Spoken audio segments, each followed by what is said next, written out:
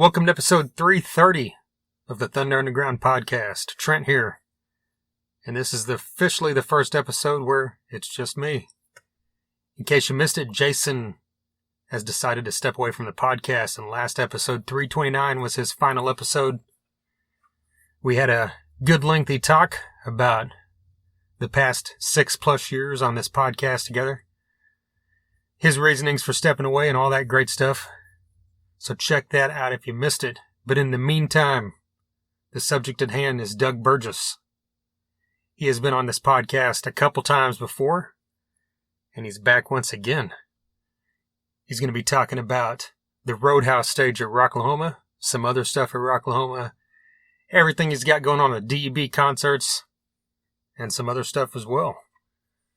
But first, I got to let you know who we're sponsored by, and that would be DEB Concerts, who I just mentioned. I'm going to skip that for now, though, because I'm going to be talking about him here in a minute. So that'll suffice, I believe, for the sponsorship part of this.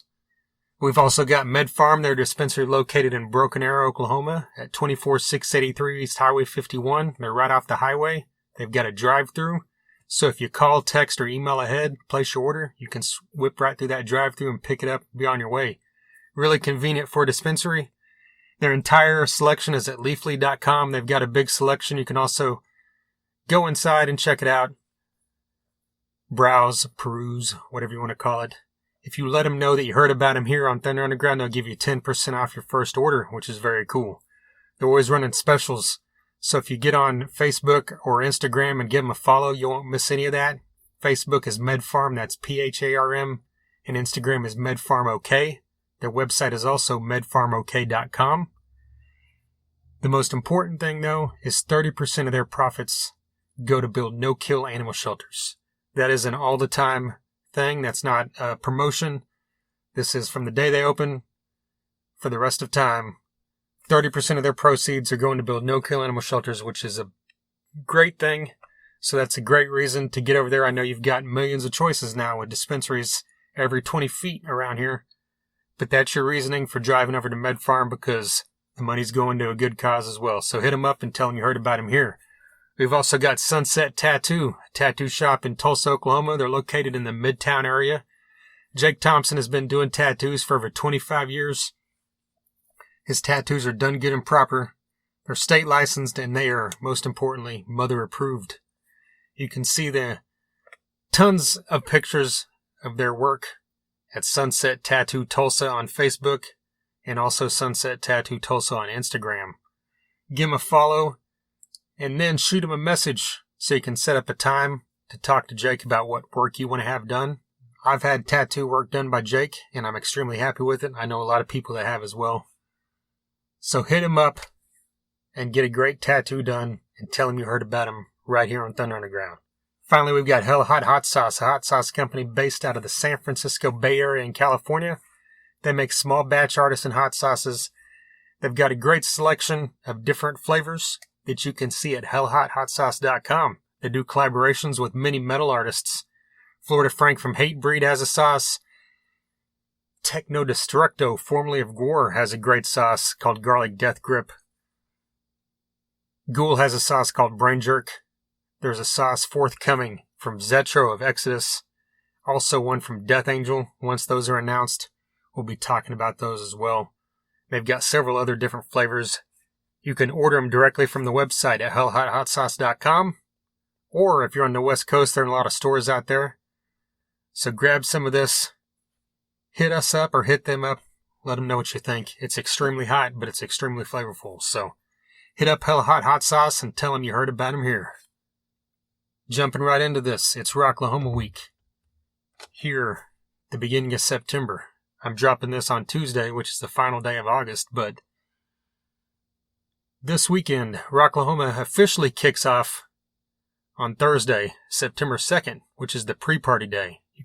I believe you can only go to that day if you have a full weekend pass, whether it be VIP or GA, as long as you don't have a single day band.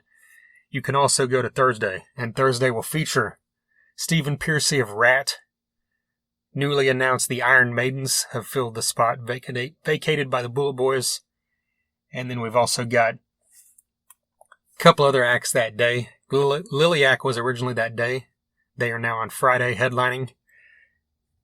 Everything I'm talking about here, is on the Roadhouse stage that Doug Burgess of DEB Concerts is the promoter for and books. But the Roadhouse stage has a full tent, has a full area with, food options. I remember last year there was a whiskey brand set up over there giving samples, all kinds of stuff going on over there. Liliac is headlining Friday night. Saturday night will be headlined by John 5, and Sunday night will be headlined by Puddle of Mud. That stage will also feature sets by Travis Bond and the Rebel Souls, Fist of Rage, Severmind, Butterside, 90 Pound Wrench, Chaotic Resemblance, several other acts that are going to be over there. It's going to be even bigger and better this year. You're going to hear about that shortly from Doug. It's always a fun time. But in the meantime, I want to talk about the rest of Rocklahoma. This will be the 14th Rocklahoma since they started out there in Pryor in 2007. I'm sure if you're doing math, you're like, well, that should be 15. But as we all know, 2020, festivals did not happen. So this is the 14th version. Personally, I've been fortunate enough to be at all 13 previous ones, and I'll be there again this year. So this will be my 14th Rocklahoma. We've got headliners Rob Zombie and Slipknot. Limp Bizkit was also a headliner, but they recently backed out of all their festivals and their headline dates, and a replacement has not been announced yet. Personally, I just want to say Friday, Aaron Jones is playing. If you're not familiar with him, look him up before you get out there.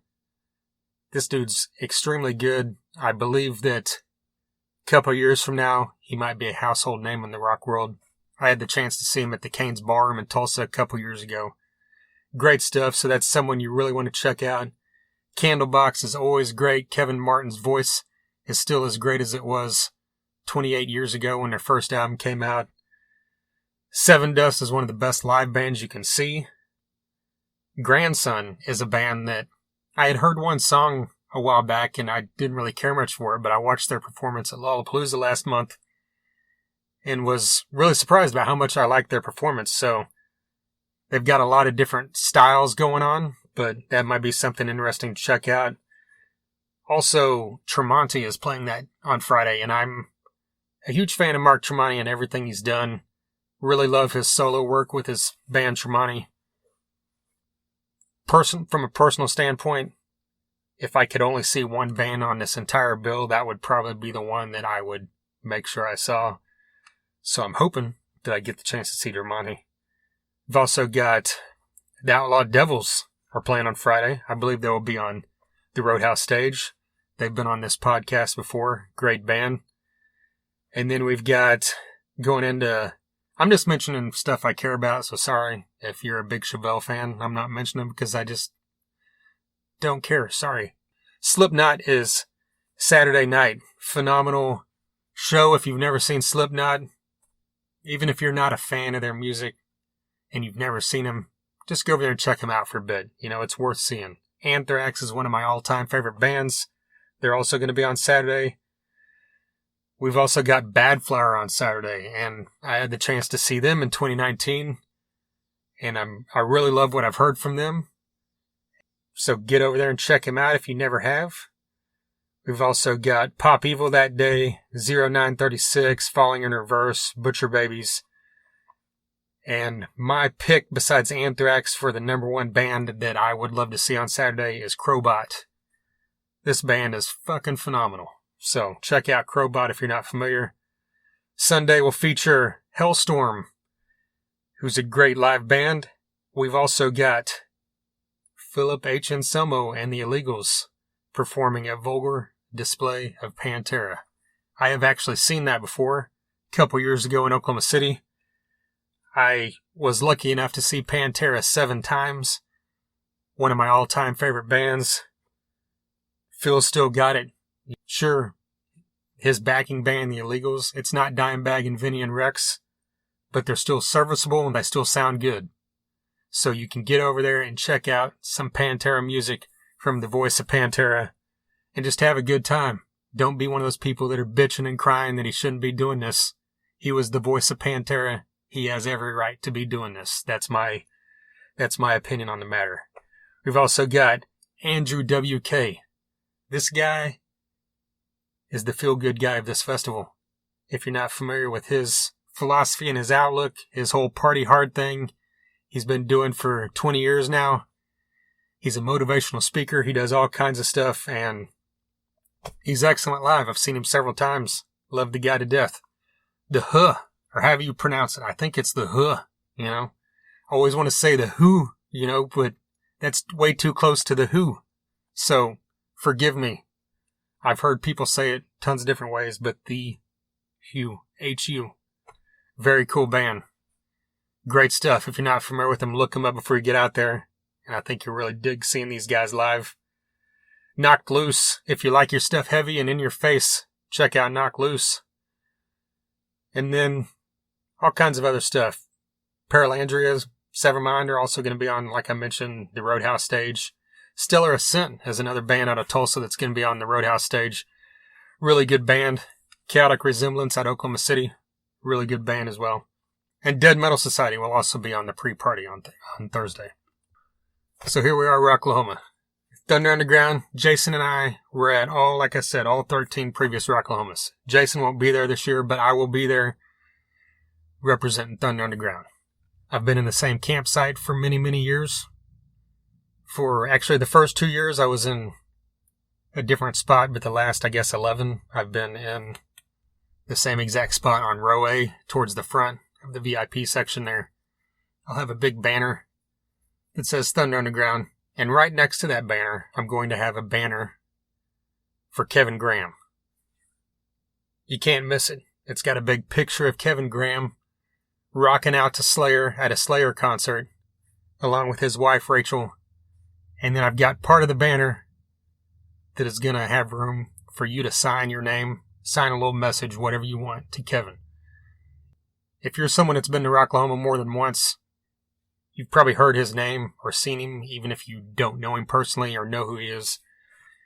He's kind of one of those guys that is the celebrity of the Rocklahoma campgrounds. You could say he's the mayor of the Rocklahoma campgrounds. I met him at Rocklahoma, and now he's one of my really good friends.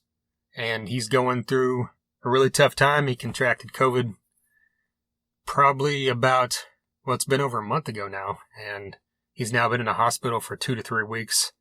And it was a really bad situation for a bit. He's still not in the clear, but he is very much heading in the right direction and doing better. And we hope that continues. So, swing by my campsite. It's A11 and 13. You'll see that banner. Sign it, and I'm going to give it to Kevin after the fact. If you see me anywhere, I'm going to have stickers that I also made for Kevin Graham. So hit me up, and I'll get you one of those decals as well. And on top of all that, I've also got Thunder Underground hand sanitizer that has a clip on it, so it's easy to carry around. Have that hand sanitizer throughout the whole festival. Keep your hands clean. I mention that because I'm just asking people, give me a couple bucks donation. I'm not selling these things, Rocklahoma. I'm just asking for a donation, and I'm going to give that money to my buddy Kevin Graham as well. And also, as always, I'll have all the Thunder Underground merch. We've got t-shirts, shot glasses, koozies, stickers, magnets, all that stuff. If you want to donate a little money to the podcast, I'll give you that stuff. It's that simple. I've also got Thunder Underground bracelets. And I know at Rocklahoma and a few other festivals, it's kind of a big thing for people in the campground to make bracelets for their camps. So I know everybody will be out there with their bracelets. So if you see me, hit me up and I'll give you a Thunder Underground bracelet to go with all the other camp bracelets. And if you've got a camp bracelet, bring me one as well. I'd love to have it. And hit up Camp Rockavet. Get one of their bracelets. I mention that because I know Jason is doing some cool stuff behind the scenes that I'm not going to talk about right now. We can talk about it next time. But I just wanted to give him a shout out for what he's doing, which I'm being very vague about it because it's not announced. It's that simple. Also, Surviving Rocklahoma is out there, of course, because this is their This is their bread and butter, Rocklahoma. I know that Adam is already out there. Got out there Sunday, the day the gates open.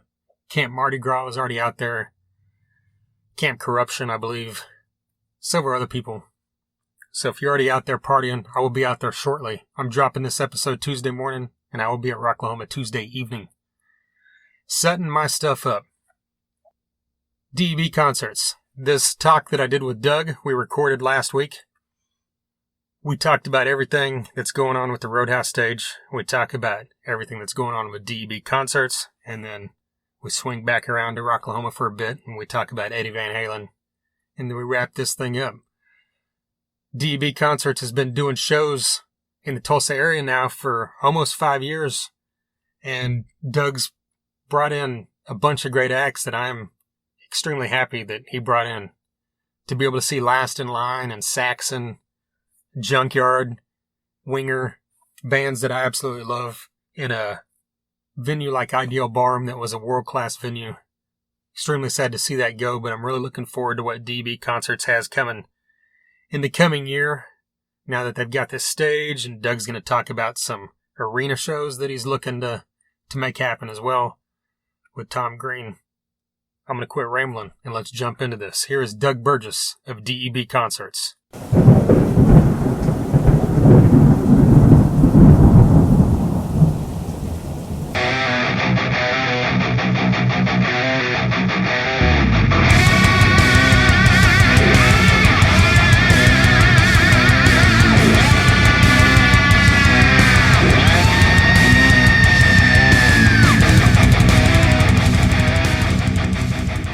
So I guess first thing is you've got a new stage that you posted pictures of. Mm-hmm.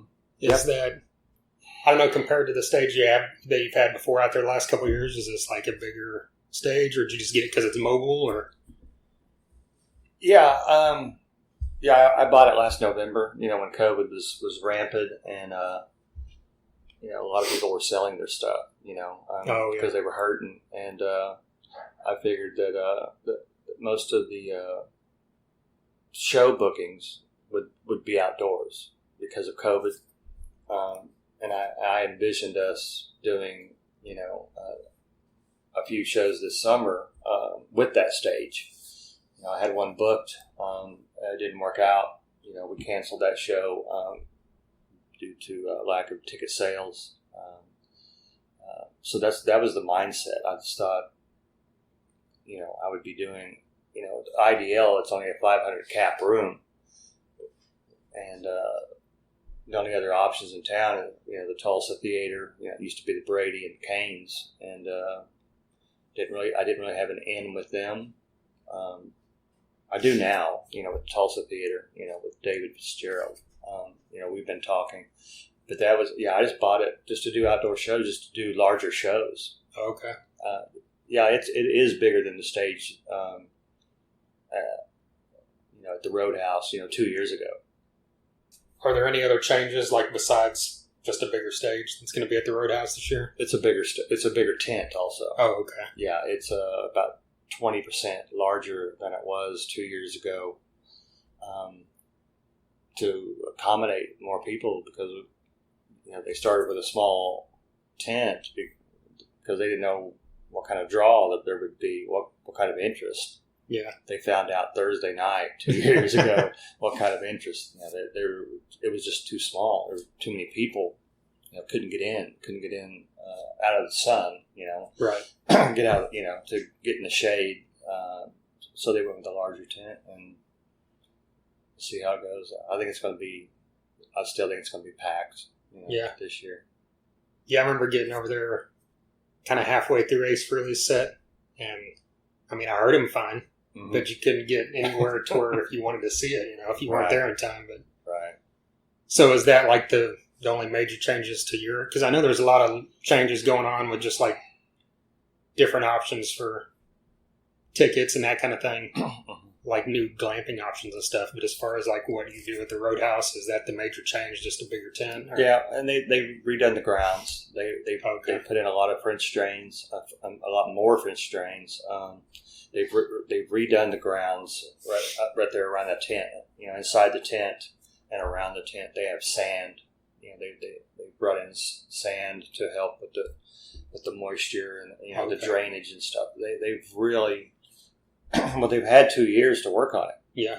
They have really improved the overall grounds trifold. I mean, everyone's going to see a big difference in how the grounds look. Okay. I don't think you've announced, but are you replacing George Lynch and the Bullet Boys? I mean, this isn't going to air until Tuesday, so if you want to. This is Tuesday. We did not replace George Lynch because originally we had Liliac headlining on a Friday night, and then we had to switch John 5 around. From I think George Lynch was originally on Saturday. John 5 was on Friday. He couldn't play Friday, so we switched those two. So now John 5 on Saturday, George Lynch on Friday. So we bumped Liliac onto Thursday night. Oh, okay. And they weren't going to headline. They got upset about that, but they agreed to it. So now we're just putting Liliac back as a headliner on Friday night, and we're replacing. We replaced Bullet Boys. Thought I was going to get Faster Pussycat. They wanted to do it. Then came time to sign the contract. Didn't want to do it. So now we just got the Iron Maidens replaced. Bullet Boys. Let's see. The Maidens replaced Pastor Pussycat. Replaced the Bullet Boys. So now on Thursday it's Stephen Piercy, Iron Maidens, DMS, and DVM4. We brought them on to open up the show on Thursday. Okay. What time does that kick off? Like 6? 7 o'clock. 7? Yeah. Okay. This is probably a dumb question, but how much of a headache is this kind of thing with COVID going on? Because it's like there's like all these moving parts, and then like you're dealing with this 2 weeks before the festival, it seems like, unless you probably had a little bit of advance notice. But trying to get those spots covered on that short of a notice, is that like a nightmare for a promoter? Yeah, well, yeah, it really is because last minute everyone's playing. Everybody's already playing. We've already got gigs, and so your choices are very limited. Yeah. I wanted to keep it, somewhere around the 80s genre, and it was really tough. I could have gotten some 90s bands, but I've already got a 90s band. I've already got Puddle of Mud on Sunday. That's as 90s as I want to get, for that, for my stage, because, and behind the scenes, we all call this stage the heritage stage. Yeah. This is a stage where everybody comes to, if they want to go back to 07 and 08 Rocklahoma, can't really do that anymore because, it just doesn't make enough money. Right. So, yeah, to answer your question, it's been a big pain in the ass. Yeah. Yeah. It's a hassle when somebody cancels at the last minute. Yeah. Kind of based going off that, when you look into next year or the year after, are you going to try to expand a little more like in the 90s or like you did with Puddle of Mud and John 5? Branch out of that a little bit, or are you still going to try to keep it, like you said, the 80s, the heritage acts, that kind of thing? I think I'm going to try to stay with the 80s. John 5 isn't 80s. Right. He is. I think he's the most underrated guitar player in the world. Yeah. I think he is the best guitar player in the world now. That since Eddie Van Halen's gone, he's got to be it. He's just amazing. I mean, I've never seen playing like that. Yeah. That dude, like I said, is just amazing. But I since he's with Rob Zombie, and Zombie's from the 80s. A lot of people don't know that. He started in the 80s. Yeah. Early 80s. He had like 5 albums before the album everybody thinks is his first album. Right. Yeah. I kind of look at John 5 as a heritage act, even though he's not. He's modern. He's a modern artist. But yeah, I want to kind of stay with that theme and that genre for my stage in the future. You may know, you may not, but do you think Rocklahoma is going to move back to Memorial Day No, next year or the year after? absolutely not. You think it's where it's at now for going forward? Yeah, especially with the forecast that we're seeing now. I mean, it's supposed to be, by this time next week, it's supposed to be 86 degrees and dry. Yeah. Oh my God, thank God for that. I know they didn't move the festival from Memorial Day to Labor Day because of me, but boy, I was sure pounding the table. Yeah. I was really, tugging on their earlobes for about the last 3 years. I'm like, guys. Oh, even before COVID? Yeah. Okay. Yeah. Get us out of the mud, the tornadoes. It's miserable, and COVID helped with that. The original idea was, COVID. They just wanted to distance themselves away from the pandemic as much as possible. Even though it didn't happen last year. I mean, they tried to go from May to September last year. Sure. Just didn't work out. And it's really helped this year too. But yeah, I don't see them going back. And I've heard some rumblings behind the scenes. Nothing official. Right. But from some people, kind of high up, that it's going to be hard for them to go back to Memorial Day after this, because the weather is just so much better. Yeah. Yeah, that was my first thought, is you're not going to deal with the crap you deal with in May, but I know they've always kind of built it around the Memorial Day aspect of it. And I noticed, I think it was one of the DWP festivals or something announced like today or yesterday that they're going back to May next year. So that's just kind of why I thought of that. I didn't know if everybody was going to go back to their normal schedules, but obviously it's up to each individual company. And I'm not saying that they won't. Yeah. I'll be bitching about it if they do. Right. I think a lot of people would be. Yeah, because I love hot weather. Especially in my camp. You've seen it. I've got a pool. Right. I have a pool, and we stay. During the day we stay. Around our motorhome and the pool all day until the evening time, and then go over to the festival grounds, and we go back and forth all night, to the motorhome for, to have a break, to have a drink. I'm tired of the rain, the mud, and the tornadoes. Yeah, it's going to be hard for them to do it, but they could. I mean, they might, but I just don't see them doing it. Looking at it from a fan standpoint, outside of your stage, is there anyone you're particularly looking forward to checking out this year?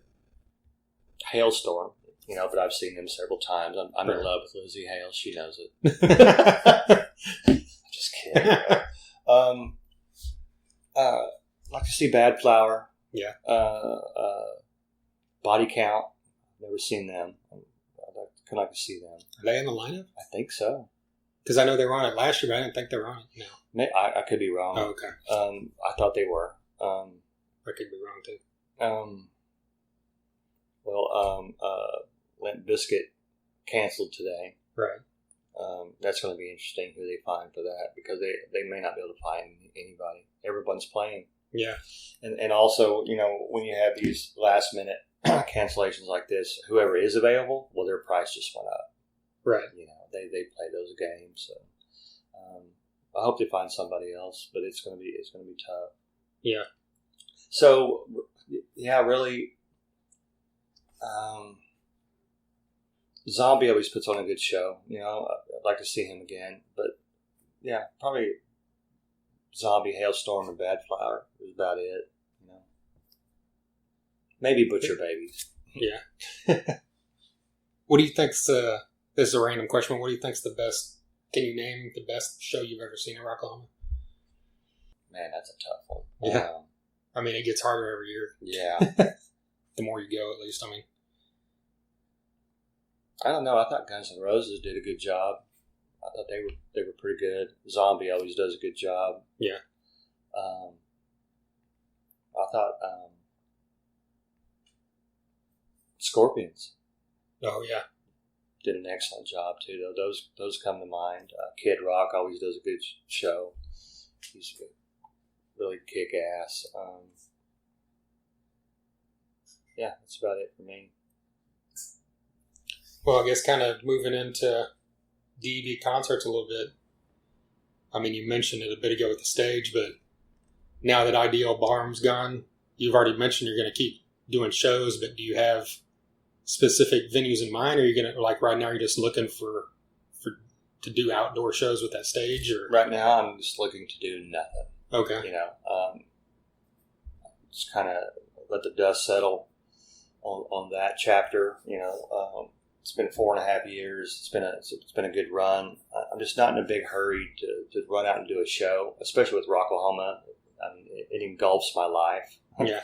Especially with them using my stage as my stage now. Now that just, you know, I've been working on that stage. I bought it used, so I've been working on it, you know, painting it and just, you know, I did the wrap on it, you know, the big wrap, just improving the looks of it, the aesthetics. I'm not in any hurry right now. I don't, you know, we're working with the BOK Center. You know, we're working on a few shows with them. The Poison show's coming back next summer. Okay. Working on Machine Gun Kelly, working on Megadeth. You know, I'd like to do a show, you know, at the BOK Center again before, you know, we're getting to the end of summer, so I don't see any outdoor shows happening this year. They would have already been in the works, you know, if they were. You know, Tom and Angie, they're in no hurry to do anything, and I'm really not either. You know, if something comes along, you know, with UCF, you know, and maybe, you know, the Tulsa Theater, I'll look at that. But right now, with everything that's going on right now, I don't see anything happening the rest of the year with me. Well, you just mentioned Tom and Angie, and I didn't even think about this, but I thought about it before, because I know, you know, DEB Concerts and Ideal Barm are two separate entities. Mm-hmm. But is Tom involved in DEB Concerts? Because he is. It's a handshake. Okay. It's a bromance. That's what everybody calls it. Right. He's not an official business officer or anything. It's just a partnership. You know, like I said, just a handshake. But I won't do anything without him, because I told him 4.5 years ago that if he got me into this and taught me how to do it, you know, how to book these bands, that I wouldn't go anywhere else. Okay. And with that said, I will not be booking any shows with his competition, you know, or his former competition. I won't be booking any shows anywhere else, not without his approval, not without his stamp of approval on it. Even though, yeah, IDL is out of the picture, to me, I still have a commitment to him, because my word's golden. You know, I don't go back on my word. And I told him I'd never go anywhere else, and I'm not. So if we do something at the Tulsa Theater, he'll be involved. Okay. Do something at the BOK Center, he'll be involved. Anything, anywhere, you know, he's still going to be there. Okay, cool. So are you looking on that Poison show? Are you looking to book it the same way you did before with Sebastian Bach and Tom Kiefer, or is that just kind of a moving part type thing? It'll happen when it happens. I've changed the lineup a little bit, but I can't talk about it. Okay, fair enough. We had a problem with a booking agent, and didn't do very good business, so that particular artist is going to miss out. Okay.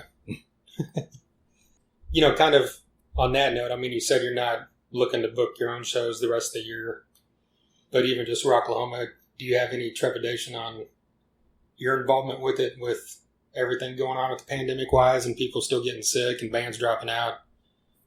I mean, does that worry you at all as far as any liability might be concerned on Rocklahoma's behalf? No, I'm not worried about the liability at all, because there's not a judge in the country that is taking a case right from an individual saying, I'm going to sue, say, AEG. I'm going to sue them because I contracted COVID at Rocklahoma. There's no proof where they got it. Right. They may have had it and come to Rocklahoma and spread it. Yeah. Or got it at the gas station on the way to Rocklahoma. Exactly right. It's really easy to point a finger at a show, say like one of our IDL shows. Well, say 2 people contracted COVID. Well, after the show, say 2 people got COVID. Like you said, they may have gotten it at the gas station on the way there. They may have got it at the restaurant where they had dinner before that, and then they came in and they infected people. Right. You see what I'm saying? There's just, and Tommy is my music. Tommy McDonald is my music attorney. Right. I'm not going to quote anything that he said, but I have a few attorneys, and they have all said there's not a judge in the country that taking a case, for somebody suing an establishment, saying that they contracted the virus. Am I concerned? Yeah, I'm a little concerned, but I've got 3 vaccines in me. I've already got my booster. Anybody listening to this, get your vaccine. I'm not going to harp on it too much, but I think it's just absolutely stupid not to get vaccinated, especially now that the Pfizer is approved. Here in a couple of weeks, Moderna is going to be approved. After that, J&J is going to be approved, and then you don't really have an excuse except you're on some conspiracy theory website horse shit. The people that I care about, I try to drill it in their head to get vaccinated, and if you don't, well, you're going to be in the hospital. My wife and I both have our 3rd booster shot. We already prepared for it. I'm already prepared to come back from Rocklahoma with the virus. Oh, right. Yeah. But with 3 vaccines in me, 3 shots in me, I'm not worried about it. I'm going to have some cold symptoms for about a week, and I'll be fine. Other people won't fare that well because they've made the choice. Sorry to get on this thing, no, that's but fine. but they've made the choice not to get vaccinated. That's your choice. Everybody 16 years old and older, they had a choice. You can spend 20 minutes and you can go down and get a vaccine right now in 20 minutes. You had a choice. Sorry you're in the hospital. Sorry you're sick. But so I'm not that concerned with it. It's going to be lingering. Rocklahoma is going to be different this year because you have that little black cloud hanging around. People may not say anything about it, but they're thinking it. When the alcohol starts flowing, it gets to be about 11 p.m. Everyone's guard is going to be down, and it's just everyone's thinking about it. But I'm not that concerned with it because I'm protected. Me and my family are protected. Yeah, I've been to a few festivals, this summer working, and I've seen as it gets, like you said, later in the day, and these kids get more alcohol in them. Mm-hmm. Everybody's slammed together at a rave just like they used to be. And it's not, at least you don't hear about it being a super spreader event. So I think, to me at least, that makes me feel like it's trending in the right direction, even though. Yeah, well, Garth Brooks just had a show, 70,000 people. And now there's been enough time for infections and stuff. And it wasn't a super spreader event. Right. Like Lollapalooza. Right, same thing. Yeah. I think we've peaked. I think this round of COVID has peaked because of what they were gauging it by is how far behind Europe that we are. But they're, we're a little bit, about a month behind them, and they've already peaked. Their peak has already come and gone, and the experts are saying now that they think that we have peaked also. So the infection rate should start going down, and more people are getting vaccinated too because, the approval, Pfizer getting the approvals. So, it's going to be hanging around the air. People are thinking about it in the back of their mind, I think. But ticket sales are great. Ticket sales are just like any other year. it has, in fact, ticket sales have picked up the last couple of weeks. Really? Yeah. I wondered about that because, I mean, I know VIP sold out fairly quickly. Mm-hmm. So I just wondered if the GA section was It's going strong. Strong as well. Yeah, it's going just fine. Yeah. Do you think it's speaking on all that, do you think it's a bad idea that Rocklahoma's not requiring, proof of a negative test at least? No. No.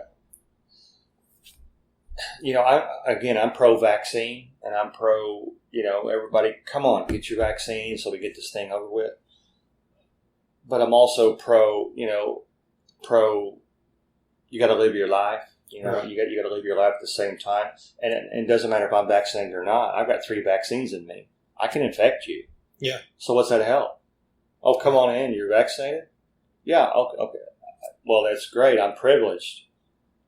But I can spread it. I can still spread it. So how's that helping? Yeah. Okay, only vaccinated people can get in, say, a restaurant, because they're doing this in New York. Only vaccinated people can come into this restaurant. Well, 3 of them may have COVID. Yeah. Right. Even though they're not sick, they can still spread it. So I don't. There's a catch-22 there, Yeah. So. Well, like a lot of them. I think Rocklahoma's doing it right. They're very highly encouraging people to wear masks, and as well as there'll be some people there with masks on, and everybody should leave them alone. Leave them the hell alone. Yeah. They're worried. They're doing it because they're worried, and there's going to be a lot of people out there without a mask who's worried also, but they don't want to be seen with a mask. No, I think Rocklahoma's doing it fine. Yeah. Yeah, I agree. Because, I mean, when these shows or festivals are saying you need proof of negative test within 72 hours, what does that really mean? Because you could have got it within 48 hours or 24 hours. An hour. An hour. An hour, but you're right. Yeah. You're right. So really, to me, that's all just for them to cover their ass, Yeah, it's a liability thing. Yeah. And when you're a very, very large corporation, I'd be thinking the same way. But also, like I said earlier, they're not prosecuting. They're not taking these cases. I've had legal counsel tell me, nobody's. Judges are throwing them out. So that's a good thing. I think it's going to be a good festival. I think it's going to be, again, I know I'm repeating myself, but that little black cloud, and it's in the back of your mind. Right. I've set up some new rules. In my camp this year, if guests come over to our camp, they're not coming to my motorhome.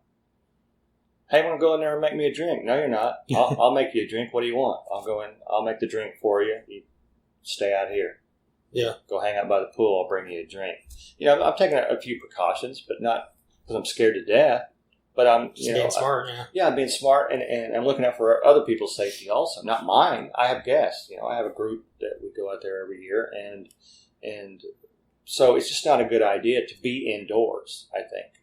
So I'm not going to have 20 people in my motorhome, Right. hey, partying, because that's not smart. Let's go outside. It's going to be great weather.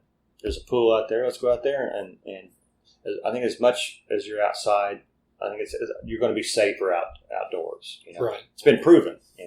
Yeah. You can have that golf cart. Oh yeah. Okay. Oh yeah. She's waxed up, Yeah. ready to go. Anybody listening that doesn't know about Doug's golf cart, you got to check it out. Kind of on a completely different subject.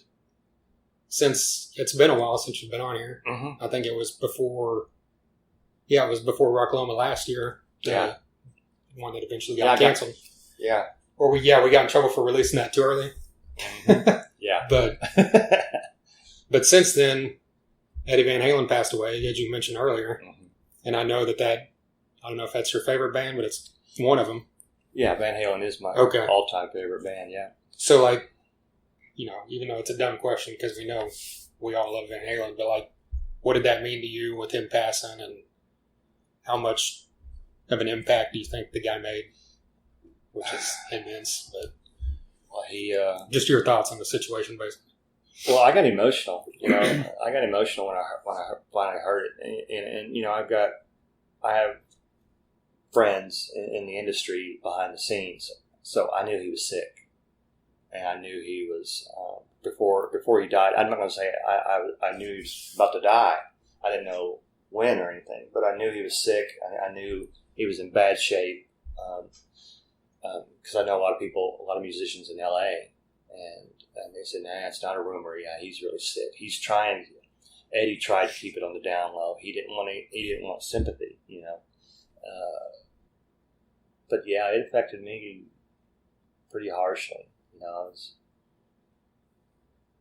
just hanging on the sofa. I was listening to Eddie. I was listening to Eddie Trunk's broadcast, and he broke the news on the air. And I raised up. I was like, "What?" You know, almost like, you know, when Elvis died. You know, that's. I'll never forget that day. You know, forget what you were doing. It was like 9/11. You'll never forget what you were doing when it went down. It hit me hard, but I was a little, like I said, I was a little prepared for it because I already found out that him and Sammy made amends. You know, Sammy reached out to him. You know, through George Lopez, the comedian, told Sammy, "Hey man, Eddie's sick. You need to contact him." And he said, "Give me his number." And Sammy contacted him right away. And I know I'm going off, a little off subject, but it affected me a lot, because that was my all-time favorite band. Tough deal. None of us get out of this alive. Right. Did you ever meet him? Never met him. Okay. No. I've got an autographed guitar. Right. Of his. I got that in 2018. And I got that through the George Lopez Foundation. He asked Eddie for a signed guitar so he could auction it off for his foundation. And that's how I got it, from a charity auction site. So yeah, he's the pioneer. He's the man. Yeah. It's sad deal. Yeah. I think that he's besides Paul McCartney, I think he was the last living musician that completely changed something. Exactly. You know what I mean? Because Ozzy and these other guys are huge, mm-hmm. and it'll be a big thing when they pass, but I don't think it's still not at the level of Eddie. He changed the guitar. Yeah. He changed the way people played guitar. Right. Yeah. I guess final question is, looking into next year, are you kind of mentioned it, or you're looking to book starting next year besides BOK, like outdoor stuff and all that kind of thing? Or are you just kind of as a play-by-ear thing? Well, I have the stage, but if the right package comes along or the right artist comes along, I got in with a couple of the big booking agents here lately. I've been trying to get in the door with them, and I finally did. And if the right show comes along, even if it's country, I'll book country if it's the right artist. If it's I'm going to, the shows I did at the IDL, I didn't care if I made money or not, but if you do one of these big shows like this with this outdoor stage and the production, what goes into that, how much money, all that is. From here on out, what I'm trying to say is I'm going to do it to try either break even or make money. I'm not going to throw money out the window, anymore, because that was the IDL thing, and that was me and Tom's agreement, kind of thing. Have fun shows and have a good time. But yeah, when you do it on this level, you can lose a lot of money fast. You can lose $50,000 in a blink of an eye if you make the wrong decision. So yeah, if the right artist, or package comes along, sure, I would do it. Got to find a place, got to find a venue for it, and I've got my eye on a couple places. They don't know it, but I'm keeping that under my hat. But it has to be a good venue. You can't just go out to a field somewhere. If it's out in the middle of nowhere, people won't come out. I don't think so. Right. It's got to be somewhere close by, that's easy to get to, So we'll see, Like I said, me, Tom, and Angie, we're not in any hurry to do anything. Especially, I know they're not, because they're burnt. They are just, what happened to them? Getting the rug pulled out from under them. They're a little jaded right now, so they don't want to do anything. I don't blame them.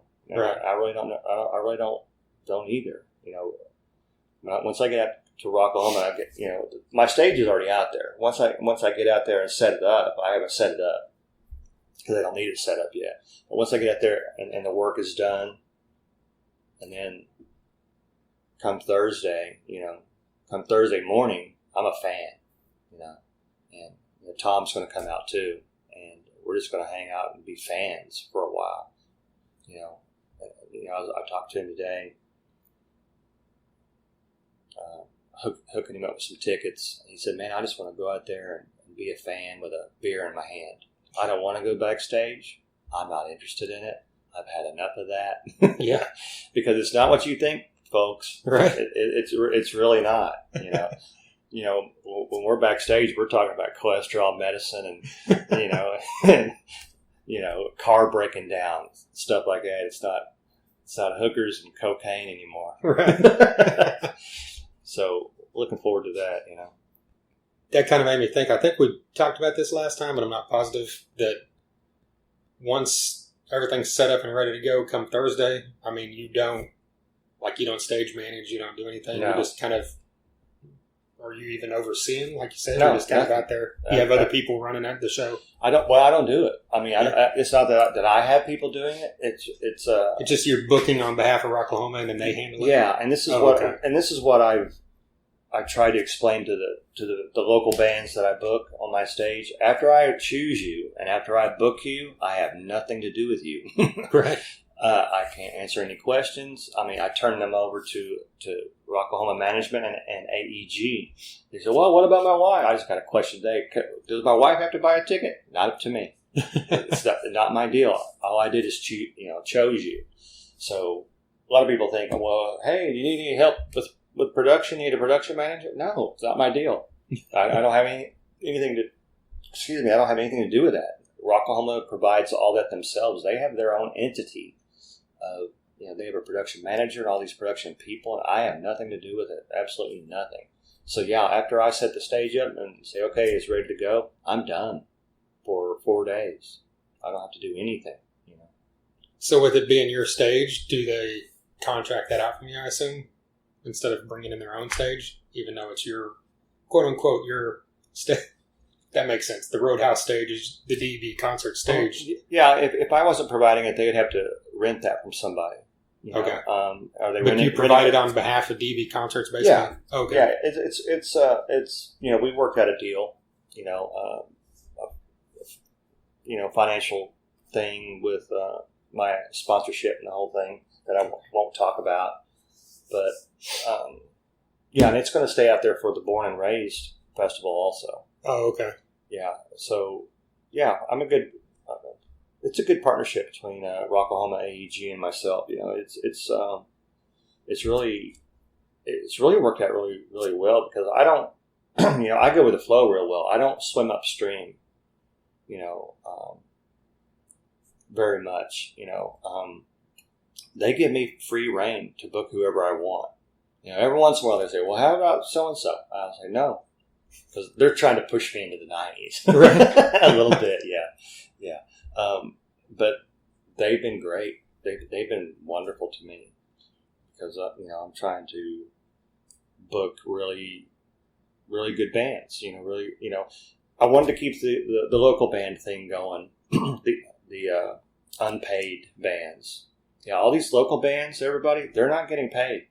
They're just doing it for their resume, for exposure. But I wanted to keep that going. Sam had that going on that stage, and I kind of wanted to keep that. But my idea was, you got to have national art. You have to have people over there for a reason to be over there. Yeah. And I know I've touched on this, a couple of years ago. But beforehand, I would look over there. I'd be over at the second stage, and I was watching George Lynch, I remember, and I looked over my shoulder over at the other stage, and because George was ending, and I looked over there, and there were 4 girls. There were 4 people at that stage for this band that nobody knew, because they had come in from Vegas, or they had come in from Washington, D.C., or from overseas. And I thought, something needs to be done over there. There's not much interest over there. You have to have, I just felt like you had to have some national artists to mix in with the other unknown bands or local bands, Right. And now we have a mixture of both, and it's working. We saw it 2 years ago. It's very successful. Because the local bands, they get to bring their crowd in from their hometown, to root for them and to cheer them on, and then here in a couple hours we're going to have Stephen Pearson or somebody like that, and everybody wants to hear those hits, from yesteryear. So it's worked out really well, and I'm going to continue doing that. Is there anybody that you really hope to get at some point that you haven't been able to yet? I mean, for that, not like, I'm not talking BOK or something. I'm talking about for like Rocklahoma stage. Yeah. Yeah. Well, there's a few, and I don't want to name them because I've tried to get some of these bands. The problem that I'm running into is if there's a band who's ever played on the main stage, even 10 years ago, and now they're really not a Rocklahoma main stage band. Right. You see what I'm saying? They come down a little bit. They're not going to play my stage. Right. Their ego can't handle it. Right. Yeah. And I'm running into that, more and more and more. If they've played the main stage in the past, they're sure as hell not going to go over to the quote unquote third stage. Those stages out there aren't numbered. I don't like being number 3, but I am running into that. So, are there bands that? There's quite a few bands and artists that I would like to get, but I can't for that reason. Gotcha. I can't mention names. Well, to wrap it up, is there anything else you want to say about Rocklahoma this year, or we cover it all for year end? I do want to say one thing that I see online a lot of times that some fans will make a comment about AEG coming in and screwing things up. Well, as humans, we don't like change. Right. None of us. I don't either. But something that the fans may or may not know is if AEG hadn't been asked to come in as a financial partner, Rocklahoma would have ended in 2010. Yeah. So it was, the attendance was dwindling, and that's because they were staying mostly with the 80s bands. And this is a genre I love, and I'm not talking shit about it, that genre or those bands, but they just don't draw as much as they were losing money, is what I'm trying to say. So they had to mix it up. So they brought them in, and this worked out pretty well between Rocklahoma management and AEG. Do they butt heads sometimes? Sure. Every relationship is going to have that, but that's the truth, guys. If they hadn't come along, Rocklahoma would have been gone for the last 11 years. So give them a break, and they're heading in a good direction. I can't say what it is, but everybody's on the same page in management, including myself, that they want a really big band, and they're working on it. They're working on going up another tier from the talent that they have now. We got Slipknot. Everyone's been begging for Slipknot. We got it. Right. But have some patience, and I think you're going to see next year or the year after. I think you're going to see some artists that'll blow your mind. You're going to just freak out because we're working on it, because we're trying to get bigger artists all the time. Good deal. That's it. Yeah. Well, yeah, just real quick, I always think it's funny when I see people complaining, Jackal's here every 2 or 3 years. I'm like, based off of what you just said, it wouldn't exist if it wasn't because of Jesse James Dupree, right? Because wasn't he the one that kind of introduced or made that connection for them years ago? So, right. Yeah. People bitch about having Jackal out there.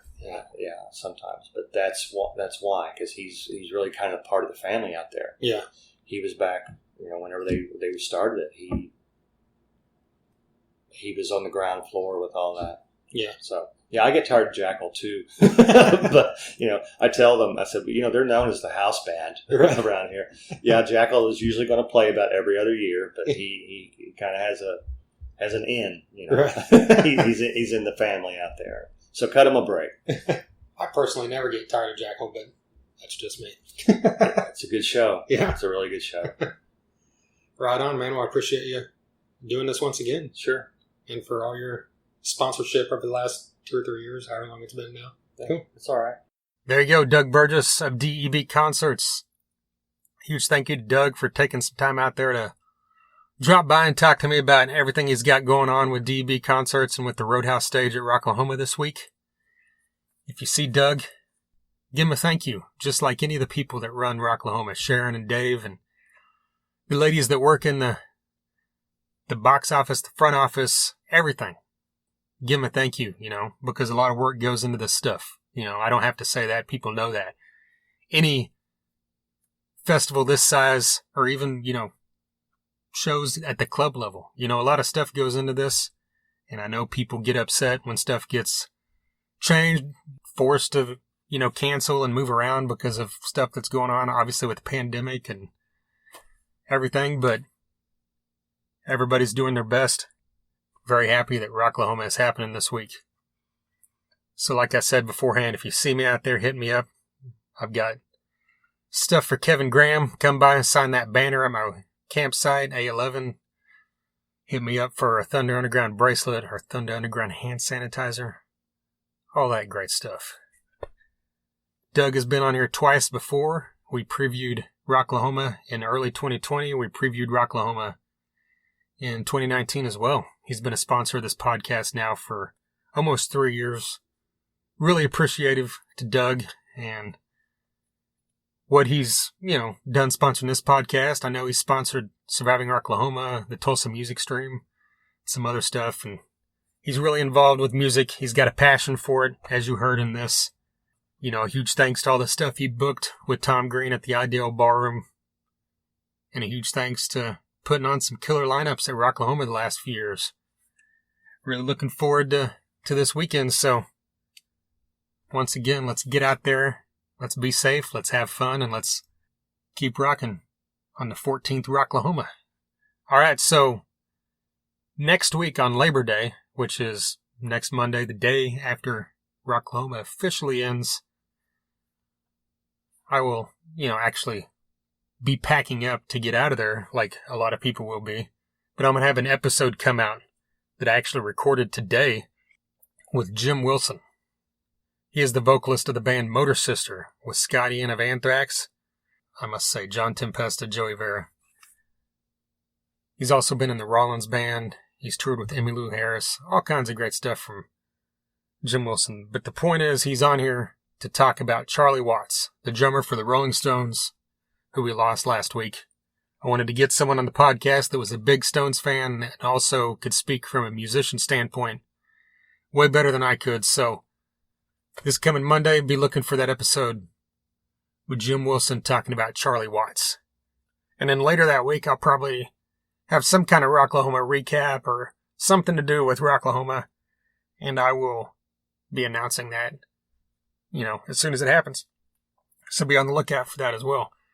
I've also got episodes coming up with JT Lux, with Tony Cavino of In Theory. I've also got a couple surprises from a couple pretty well-known artists in the rock world, one of which is actually playing Rocklahoma. I might have mentioned their name earlier whenever I was talking about the bands playing the main stage. So be on the lookout that here in the next couple weeks. In the meantime, if you're a first-time listener or you haven't listened that much, dig back through those 329 previous episodes because I mentioned Seven Dust earlier. John Connolly's been on here. Kevin Martin from Candlebox has been on here, who played Rocklahoma. Several other bands like Severmind's been on here multiple times. Fist of Rage as well. Dead Metal Society. A couple of their members. We've had on Gene Simmons of Kiss, Bruce Kulick, formerly of Kiss, Dizzy Reed of Guns N' Roses, Vivian Campbell of Def Leppard and Dio, Glenn Hughes of Deep Purple, and many other great things. Members of Down, Crowbar, Superjoint, I Hate God, Battle Cross, Testament, Death Angel, Megadeth, Thin Lizzy. The list is extremely long. Sons of Texas, Warrant, Great White, Tesla. So just dig back through everything. Check it out. I've had on a lot of great artists, and we've got a lot coming soon. All right. Once again, a huge thank you to, of course, Doug of DEB Concerts, to Med Farm, Sunset Tattoo, and Hell Hot Hot Sauce. And until next time. Thunder Underground, y'all.